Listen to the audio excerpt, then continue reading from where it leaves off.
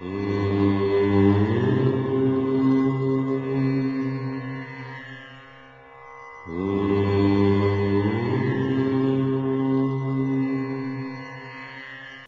నమస్కారం.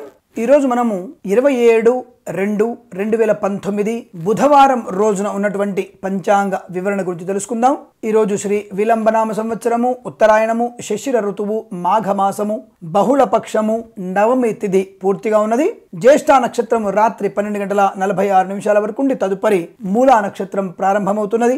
వర్జ్యం ఈరోజు తెల్లవారుజామున అనగా ఈరోజు ఉదయం అంటే నిన్నటి రోజున ఈరోజు తెల్లవారుజామున 5:04 ప్రారంభమై ఇప్పుడు సూర్యోదయ అనంతరము 6:46 వరకు వర్జ్యం ఉన్నదనే విషయాన్ని గుర్తించండి.